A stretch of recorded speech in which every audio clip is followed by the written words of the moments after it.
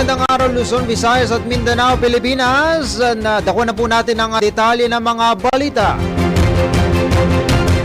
15 katao ang nailigtas ng Philippine Coast Guard at isang fishing boat matapos lumubog ang isang sasakyang dagat sa karagatan malapit sa Baluk-Baluk Island sa bayan ng Haji Mutamad, Basilan. Ang MV Cheryl na may sakay na 7 tripulante at 8 pasahero ay may kargang tubig nang bumigay ang isa sa mga tangke nito. Dahil dito nawalan ng balanse ang barko hanggang sa mapasukan ng tubig at tuluyang lumubog. Agad nagpadala ng search and rescue team ang PCG substation sa Haji Mutamad matapos makatanggap ng ulat tungkol sa insidente.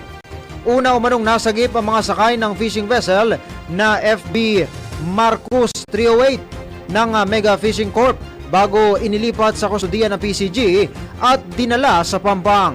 Isinasailalim sa medical assessment ng Barangay Health Unit ng Baluk-Baluk ang mga nakaligtas. Wala namang naiulat na nasawi sa insidente.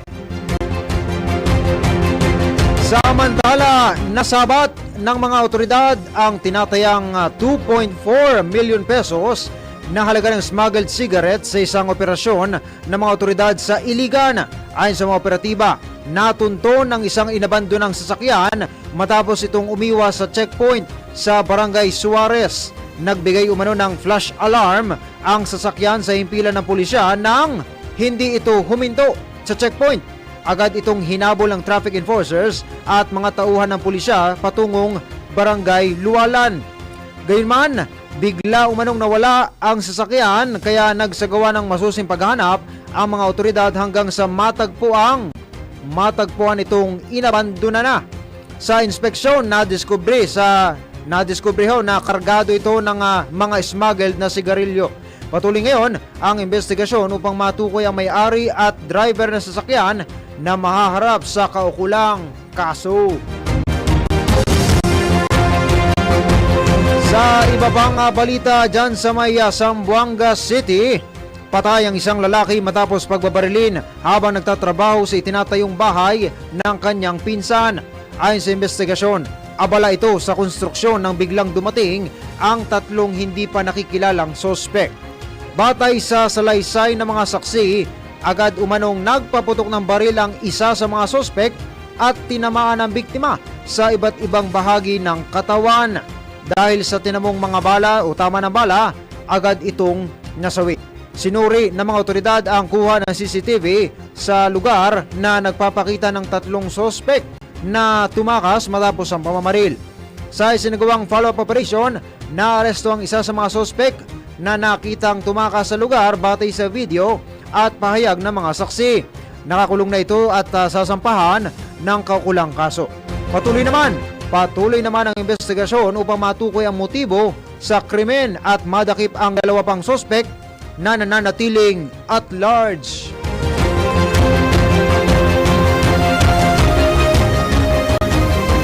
Balita sa Davao Oriental, arestado ang isang school principal at 2 iba pa sa isang buy-bust operation sa Barangay Central sa Mati City. Na-recover sa operasyon ang mga sachet ng hinihinalang shabu na tinatayang nagkakahalaga ng 50,000 pesos, pati na rin ang drug paraphernalia. Kasalukuyang nakapiit ang mga sospek at naharap sa kakulang kaso sa ilalim ng Comprehensive Dangerous Drugs Act.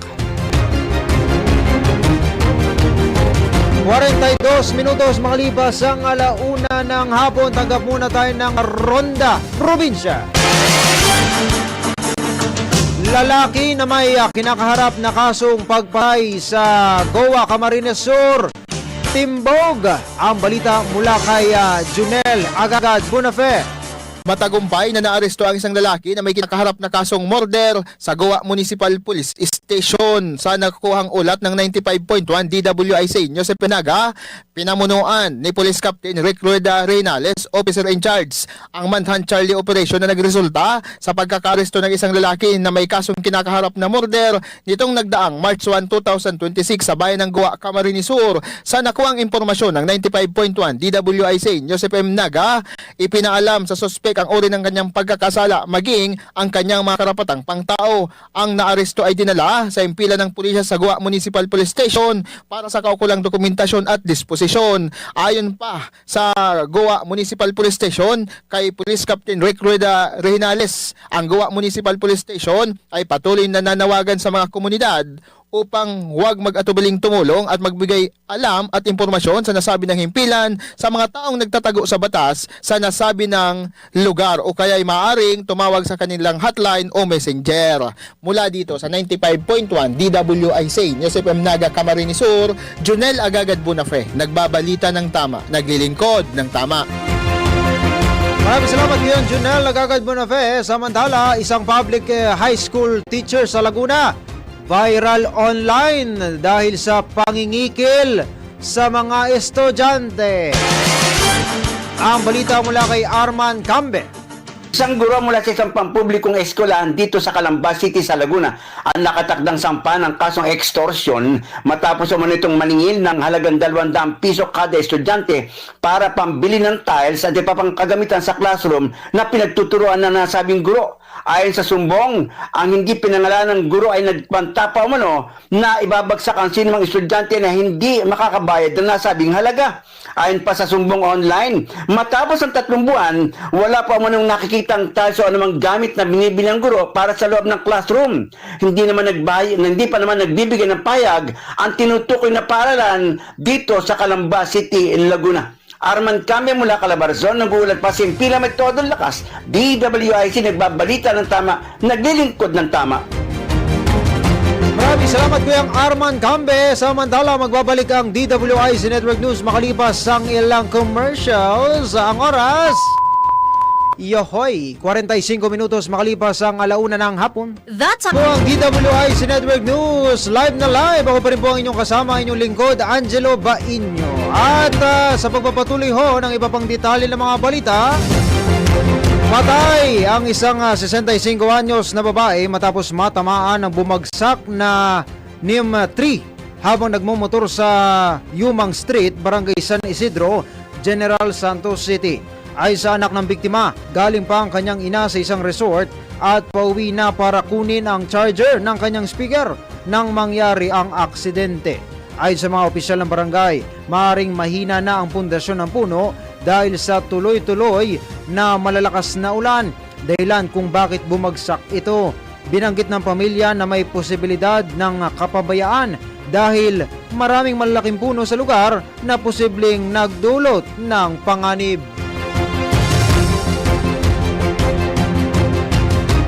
Samantala, formal na hong inilunsad ang bagong health center sa F. Concepcion Street, Barangay San Jose sa lungsod ng Pasig noong March 3 kahapon bilang bahagi ng pagpapatupad ng Universal Healthcare sa lungsod. Ang dating Romulo Building o ang dating Romulo Building ay ginawang 2-story primary healthcare facility na may lawak na 380 square meters. Magbibigay ito ng mga serbisyong medikal tulad ng konsultasyon, minor surgery, immunization, nutrition, family planning at counseling para sa mental health at women and child protection. Dumalo sa inaugurasyon sina Congressman Roman Romulo, Vice Mayor Robert Dodot Jaworski Jr.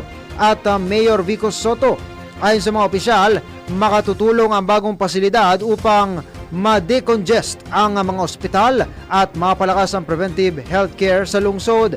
Ang proyektong nagkakahalaga ng 8.7 million pesos ay sumunod sa pamantayan ng Department of Health at requirement para sa PhilHealth accreditation, kabilang ang e-konsulta at yakap programs, yakap ng PhilHealth. Kasama rin sa proyekto ang ilang pagkukumpuni sa San Jose Child Development Center upang mapabuti ang pasilidad para sa mga bata.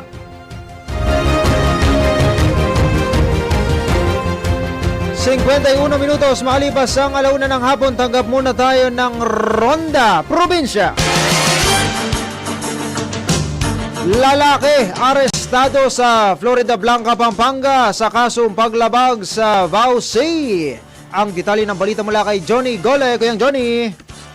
Yes, sa wakas, naaresto na rin itong mga operatiba ng Angeles City Police Station 5. Itong isang lalaki na mayroong kaso o may kinakasang kaso na paglabag sa Anti-Violence Against Women and Children's Protection Act dito sa lungsod ng Angeles. Ang arrest warrant ay pinalabas ng Regional Trial Court Angeles City laban nga dito sa suspeka na nagtago sa bayan ng Florida Blanca, Pampanga matapos matunugan na nagsampa ng reklamo yung kanyang pamilya at mga anak laban sa kanya. Ang suspeka ay itinuro o itinimbre ng ilang mga konsernadong mamamayan sa nasabing bayan at ito ay agad na ginawaran o sinilbihan ng arrest warrant nitong mga kagawad ng Angeles City Police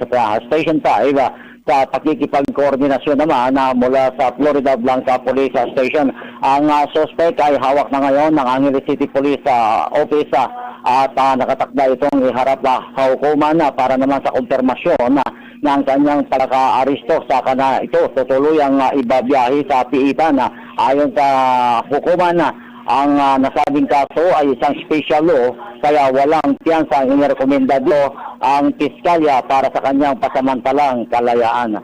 Mula dito sa lalawigan ng Pampanga, ito si Central Luzon Patrol, John Gole, para sa Gilang ito de Lakas, DWIC, nagbabalita ng tama, naglilingkod ng tama. Maraming salamat kayang Johnny Gole. Samantala tanggap naman tayo ng IZ Patrol. Pag-adapt sa diskusyon sa sufficiency in substance sa magkakaparehong grounds mula sa ikatlong impeachment complaint, inaprubahan ng Justice Panel. Ang live report nagbabalita mula kay Patrol 30 Jelly Mendez.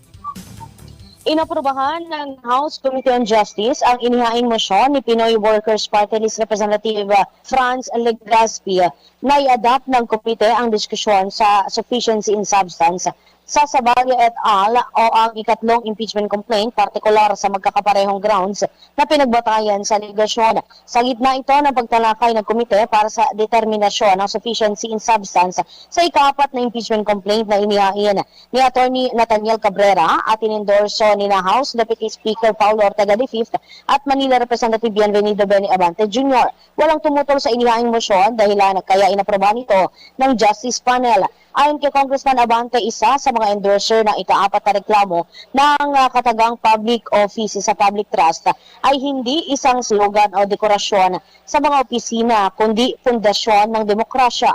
Sa gitna ng pagdinig ay nilatag ni Abante ang nilalaman ng reklamo, kabilang na ang umano'y misdeclared wealth o yung yaman sa Statement of Assets, Liabilities and Net Worth o SALN na pasok sa culpable violation of the Constitution.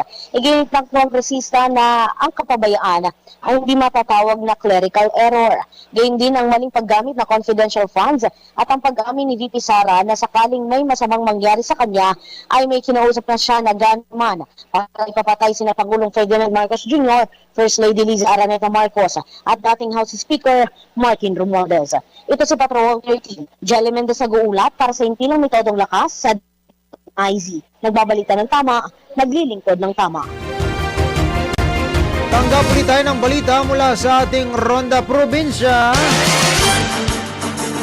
Naga City Price Coordinating Council pupulungin, titipunin ni Mayor Leni Robredo. Ang detalye ng balita mula kay Melvin Machado. Magpapatawag ng pulong si Naga City Mayor Len Robredo para sa lahat ng miyembro ng Naga City Price Coordinating Council. Nais makatiyak ng alkalde na walang magpapatas ng presyo at gagawing basihan ang kaguluhan ngayon sa Middle East. Batid ni Mayor Robredo ang epekto ng kaguluhan lalo na sa presyo ng produktong petrolyo na tiyak umanong maapektuhan naman ang presyo ng pangunahing bilihin. Umaasa naman ng alkalde na hindi magtatagal ang sigalot ng naturang mga bansa sa gitnang silangan. Samantala, may ay ginagawang pag-uusap na rin ang tanggapan ng alkalde sa pamilya ng mga OFW na mga nakatira sa Naga City upang siguruhin na namomonitor nila ang kalagayan ng kanilang mahal sa buhay na nasa labas ng bansa. Ito ang Ronda Patrol, Melvin Machado para sa Impilang May Todong Lakas, DWIZ. Nagbabalita ng tama, naglilingkod ng tama. Ito, balita muli mula sa Dakuli tayo dyan sa Bicolandia. Samantala, lalaki sa Pasakaw, Camarines Sur, Calabozo dahil sa pananakit sa babae. Aba, talentado ka. Ang alamin natin ang detalye ng balita mula kay Junel Agagad Bonafe. Kulungan ang bagsak ng isang lalaki matapos magpalabas ng warrant of arrest ang korte sa kinakaharap nitong kaso na paglabag sa Section 10A ng RA 7610, ang violation against women and children nitong nagdaang alas 12:40 ng hapon, March 2, 2026 sa bayan ng Pasakaw sa lalawigan ng Camarines Sur.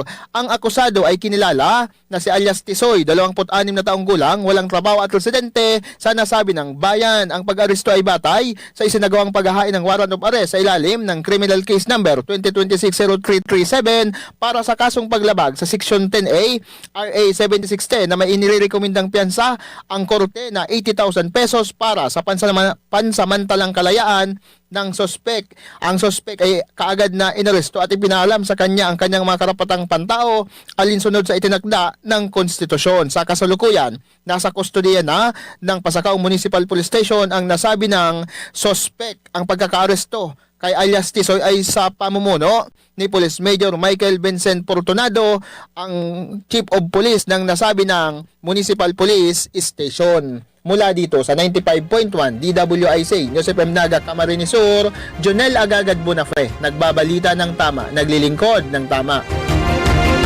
Maraming salamat kayo, Junel Agagad Bonafe. Samantala, dakuha naman natin itong ating highly recommended awa sa amin pala sa Batangas. Tikman ho, ang sarap ng Batangas. Tuklasin ang mga putahing tatak probinsya. Narito po ang report. Mga lugar na pinuntahan ng ibang tao, mga produkto, serbisyo na rekomendado. Alamin sa Highly Recommended.